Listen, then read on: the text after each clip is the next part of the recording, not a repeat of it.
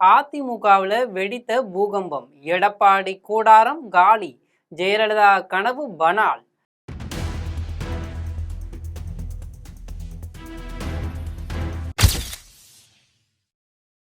அதிமுகவில் தலைமைக்கு எதிராக முன்னணி தலைவர்கள் போர்க்கொடி தூக்கியுள்ள சம்பவம் தமிழக அரசியல்ல புயலை கிளப்பியிருக்கு. எடப்பாடி தலைமையில மே 10ஆம் தேதி நடைபெற்ற கூட்டத்தில் ஏற்பட்ட கருத்து முரண்பாடினை தொடர்ந்து முன்னாள் அமைச்சர்கள் சி.வி. சண்முகம் மற்றும் எஸ்.பி. வேலுமணி ஆகியோர் தனி அணியாக செயல்பட தொடங்கியிருக்காங்க.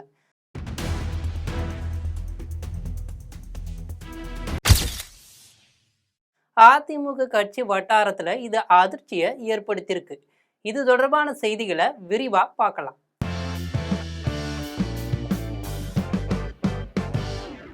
மே 9ஆம் தேதி இபிஎஸ் இல்லத்துல நடந்த கூட்டத்துல தாவேக தலைவர் விஜய் முதல்வராக பொறுப்பேற்றதற்கு ஆதரவு தெரிவிப்பது மற்றும் சட்டமன்ற பொறுப்புகள் குறித்து கடும் வாக்குவாதம் ஏற்பட்டிருக்கு.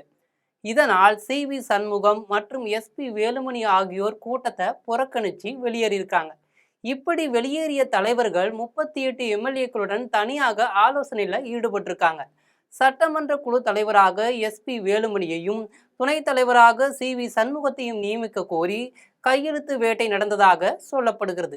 தற்போது சுமார் 60% நிர்வாகிகள் சி.வி. சண்முகம் பக்கமும் 40% பேர் மட்டுமே இபிஎஸ் பக்கமும் இருப்பதாக கணிக்கப்படுகிறது.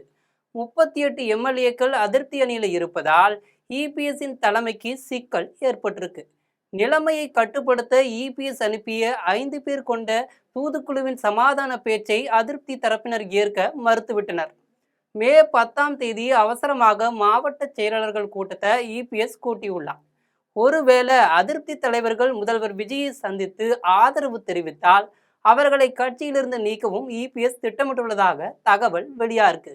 இந்த நிலையில இன்று, அதாவது மே 11ஆம் தேதி அன்று முதல்வர் விஜய் தலைமையிலான முதல் சட்டமன்ற கூட்டம் தொடங்கியிருக்கு. இந்த சட்டமன்ற கூட்டத்துக்கு அதிமுகவினர் ஒரே அணியாக வராமல் தனித்தனி குழுக்களாக வந்தனர். முதல்ல எடப்பாடி தலைமையில ஒரு குழுவும் பின்னர் எஸ்.பி. வேலுமணி தலைமையில ஒரு குழுவும் வந்திருக்காங்க. எஸ்.பி. வேலுமணி குழுவினர் சி.வி. சண்முகத்திற்காக காத்திருந்து விட்டு பின்னர் அவைக்குள்ள சென்றிருக்காங்க. சபாநாயகர் பதவி பிரமாணம் செய்து வைக்கும் நிகழ்வு தொடங்கிய பின்னரே சி.வி. சண்முகம் அவைக்கு வந்திருக்கார். அதிமுகவில் உட்கட்சி பூசல் நிலவி வந்த நிலையில சட்டமன்றத்திலேயே எம்எல்ஏக்கள் இப்படி தனித்தனி குழுக்களாக செயல்பட்டது கட்சியில் ஏற்பட்டுள்ள பிளவை உறுதிப்படுத்தும் விதமாக அமைஞ்சிருக்கு. மேலும் தமிழக சட்டமன்ற கூட்டம் இன்று, அதாவது மே 11ஆம் தேதி தொடங்கிய நிலையில எடப்பாடியை அதிமுக சட்டமன்ற குழு தலைவராக நியமிக்க வேண்டுமென 17 எம்எல்ஏக்கள் மட்டுமே விருப்பம் தெரிவிச்சிருக்காங்க. இந்த விவகாரம் அரசியல் களத்துல மீண்டும் அதிமுக பேசுபொருளாகி இருக்கு.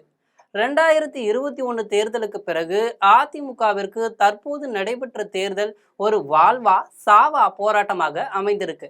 எடப்பாடி ஒரு வருடத்துக்கு முன்பே தீவிர பிரச்சாரத்தை தொடங்கினாலும் மக்களிடம் பெரிய அளவிலான வரவேற்போ அல்லது எழுச்சியோ ஏற்படல.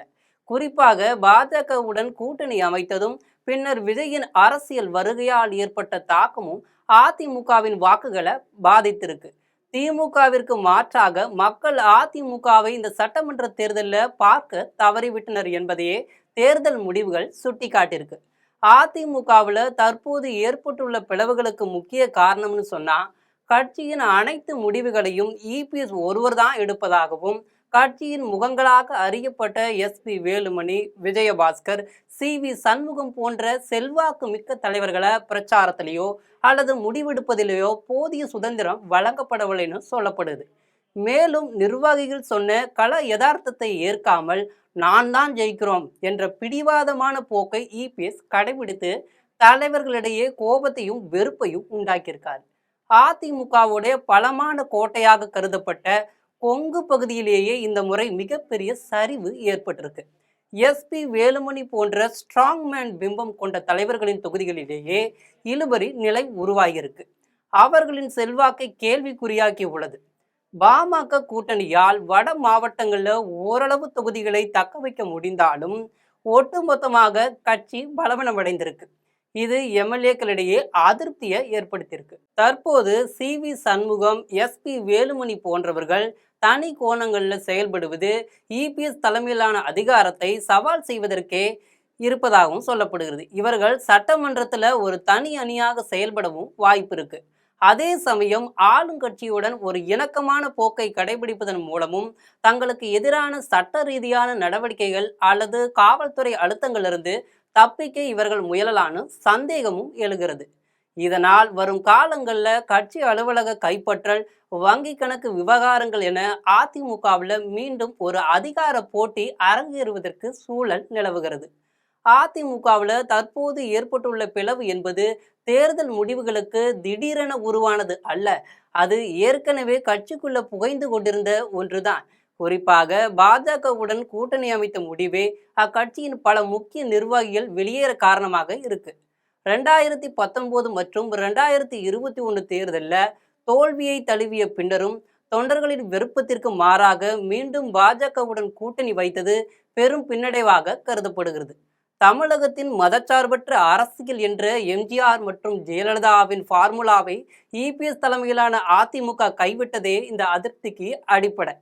தேர்தலுக்கு முன்னதாகவே தவிக தலைவர் விஜயுடன் அதிமுக பேச்சுவார்த்தை நடத்தியதாகவும் அதுல ஆட்சி பகிர்வு குறித்து விவாதிக்கப்பட்டதாகவும் தகவல் வெளியாயிருக்கு. ஆனால் ஏதோ ஒரு அழுத்தத்தின் காரணமாக அதிமுக மீண்டும் பாஜகவுடன் கைகோர்த்தது.